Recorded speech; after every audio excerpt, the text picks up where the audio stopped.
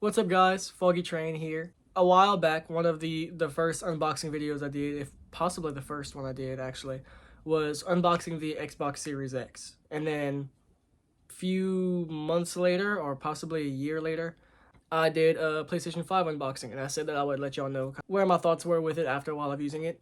That was about a year ago now, a little over a year.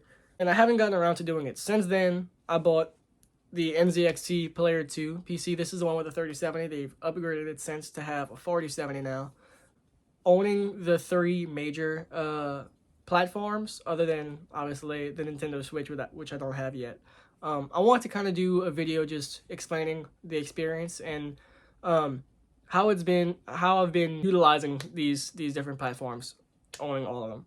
First of all, I start out with the Series X. When I just had that console, obviously that was all I would play on. I didn't even think about anything else really.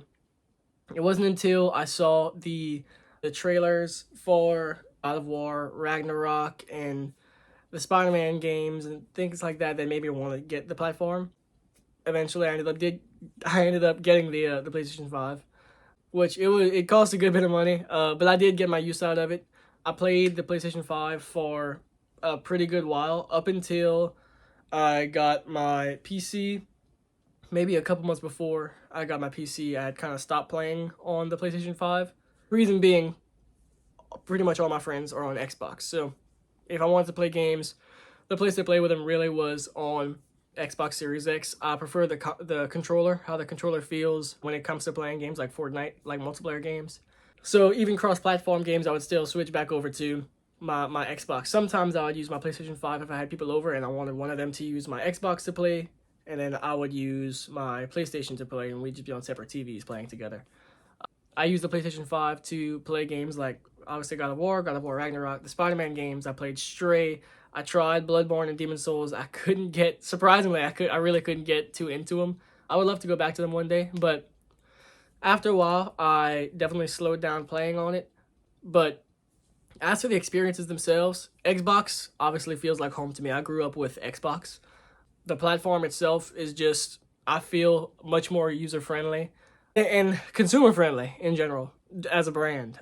Obviously, they started the Game Pass, the subscription service, and the PlayStation's subscription service I was also subscribed to that came with my purchase of the PlayStation 5.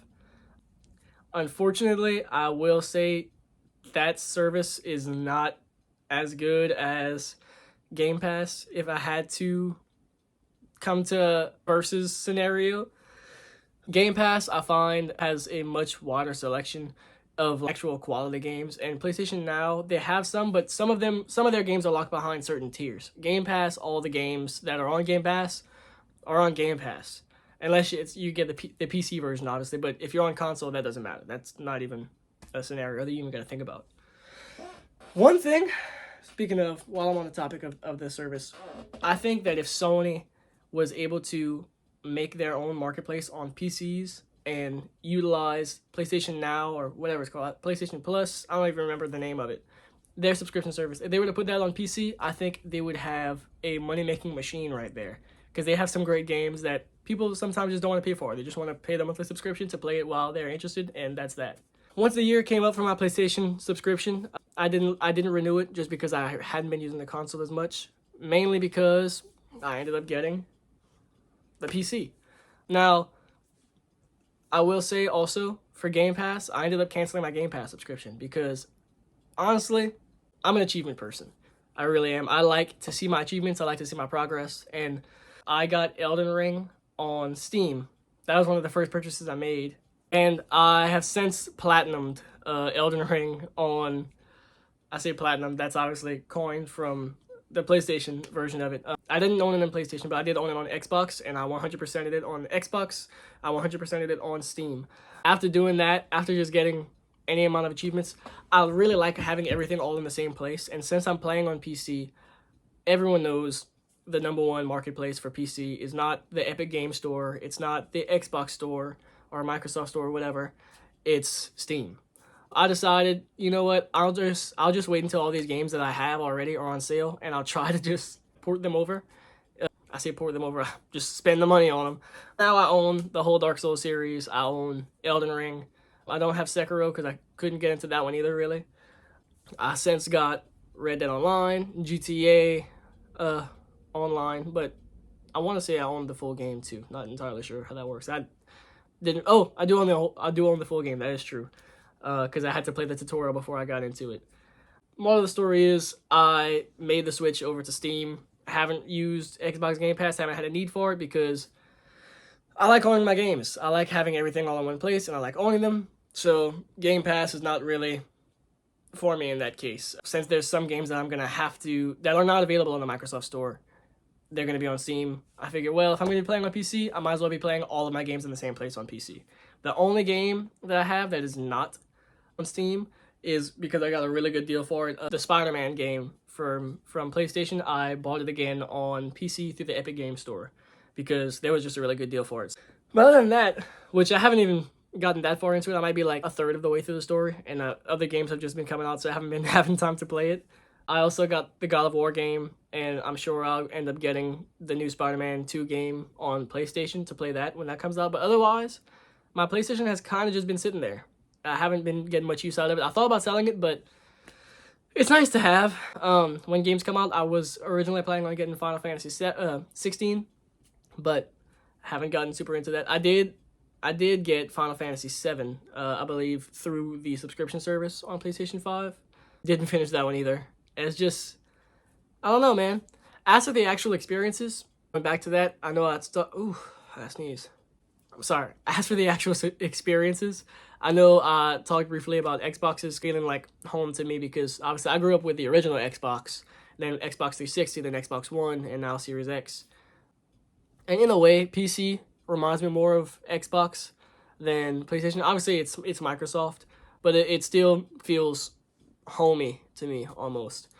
PlayStation, I will say, while I'm unfamiliar with it, it definitely feels like the more premium experience. From the controller having a lot more features to even just the menus and screens and the user interface. As hard as it is for me to navigate, obviously being not used to it, I definitely feel like it feels premium. It feels like you're playing something next gen, as while the Series X obviously kind of stayed the same whenever they moved to the new generation. The screens were all kind of the same. It didn't feel like a huge jump unless you were playing a game.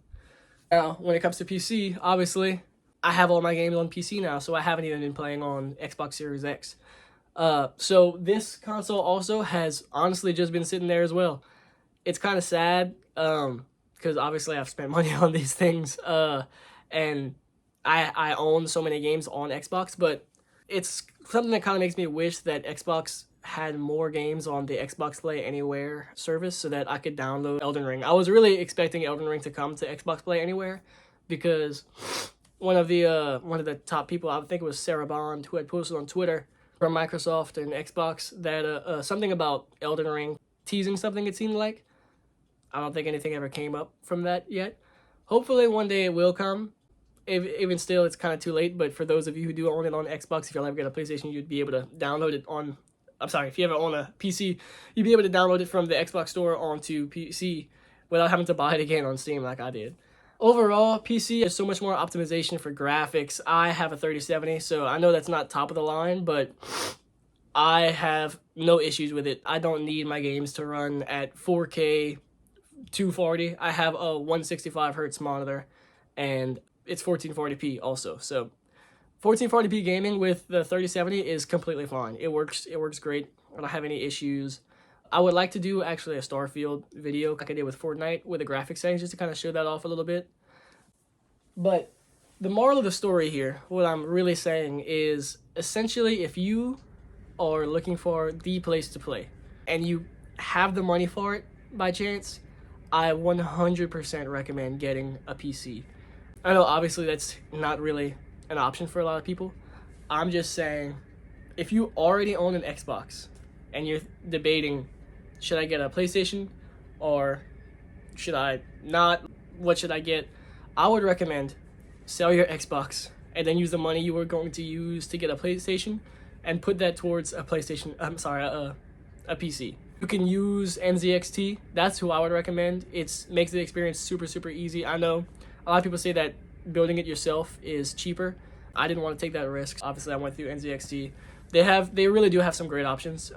They're a reputable company, and I think that for a beginner, especially like me, when it comes to the PC world, this is the place to play. You have access to just about everything other than Nintendo games, which I didn't have anyway to begin with Xbox or PlayStation. But everything, pretty much all the games, even PlayStation games now, are coming to PC typically after a year. But Xbox games obviously launch on both platforms day one. If you want to play anything, you should try to invest in a PC if possible. Obviously, like I said, I've been very fortunate in order to be able to have all three of these. Might not have been the best financial decisions for me either, but obviously I just love gaming. I like having all the platforms, even if I don't use them anymore really. They're nice to have around, but my primary driver would be the PC. It really just puts everything else kind of to shame. It just doesn't feel like worth my time to try to play on Xbox anymore or PlayStation, because I just know I'm going to have a better experience on PC with how many options I have. As for the Nintendo Switch, I would like to get one of those. The optimal experience, the optimal consoles to own would be, or gaming platforms to own would be PC and Switch, because obviously, unless you're emulating games, you're not going to be able to play Nintendo Switch games or Nintendo games at all. So your best bet is to just get a Switch. Unless you want to emulate, I'm not big into that. I don't pirate my games. I just buy them. I like to just support the developers and things like that, which I know some people are like, why even worry about that? But that's just how I am. But to each his own. That's pretty much my thoughts on it. At the end of the day, play on whatever console or platform has the most games that you enjoy. If you like more single-player driven games, obviously you're going to be wanting to play on probably PlayStation, but that may be turning around with Xbox and Starfield. Keep an eye on the consoles. If you haven't made a move yet, keep in mind what I was saying about the PC. It's, if you can find one for cheap, man, make the jump. You will not regret it. It is very, very, very great. You're gonna like it more than a console for sure. Yep, that's about it. I hope you enjoyed this video. Just me talking about my experiences. I know I'm kind of just, my last few videos I've just been kind of talking straight to the camera for 15-20 minutes at a time. But if you like this content, please let me know. Comment, like, subscribe, and hit the bell to stay notified. And I hope to see you next time. Thank you.